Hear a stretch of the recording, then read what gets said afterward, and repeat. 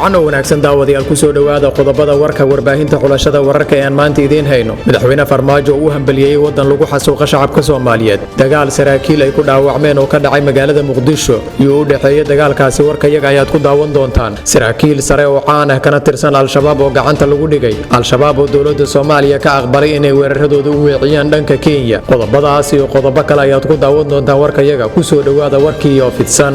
Madaxweynaha Jamhuuriyadda Federaalka Soomaaliya Mudane Maxamed Cabdullaahi Farmaajo iyo wafdi hogaaminayo ayaa ku sugan magaalada Pretoria ee caasimadda dalka Koonfur Afrika halkaas uu kaga qayb galayo caleemasaarka madaxweynaha Koonfur Afrika. Farmaajo ayaa inta uu ku sugan yahay dalka Koonfur Afrika waxa uu kulamo la yeelan doonaa hogaanka dalkaasi iyo madaxda kale ee dhigiisa ee ka soo qayb gashay munaasabadda caleemasaarka madaxweynaha Koonfur Afrika.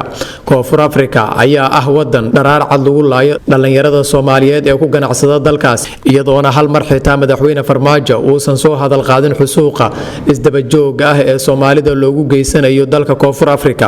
Madaxweyne Farmaajo ayaa looga bartay inuu mar walba aado isla markaana uu tacsiyeeyo wadamo badan oo lagu laayo laguna bahdilo shacabka Soomaaliyeed. Haddaba madaxweyne Farmaajo inta uu ku sugan yahay wadankaasi kulamada uu la yeelan doona madaxda ka soo qayb gashay caleemasaarka iyo madaxweynaha dalkaasi intaba dib ayaanu idin kala socodsiin doonaa wixii warar ee ka soo kordha hadduu alla idmo. Dhanka kale haddii aynu eegno magaalada Muqdisho warar dheeraad ayaa ka soo baxaya israsaasayn xalay ka dhacday magaalada Muqdisho gaar ahaan xaafadda Taleex ee degmada Hodan. Dagaalkan ayaa yimid kadib markii koox hubeysan oo doonaysay inay dhac geysato iyo ciidamada booliska ay isku rasaasayeen xaafadda Taleex ee degmada Hodan. Saraakiisha ciidanka booliska ayaa sheegay in mid ka mid ah raggii burcadka ahaa uu ku dhintay iska horimaadkii xalay dhacay waxaana baxsaday ruux kale oo ka mid ahaa kooxda dhaca geysanaysay. Sidoo kale waxaa iska horimaadkaasi ku dhaawacmay taliyaha waaxda uu dagaalka ka dhacay iyo qof shacab ahaa oo goobta ku sugnaa.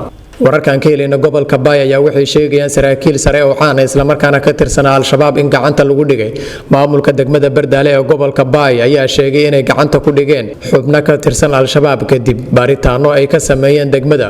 Gudoomiyaha degmada Bardaale Maxamed Xuseen Isaaq oo saxaafadda la hadlay ayaa sheegay in xubnaha la qabtay ay gaarayaan 3 ruux balse maamulka ayaa wali soo bandhigin magacyada xubnaha Al-Shabaab ee la qabtay.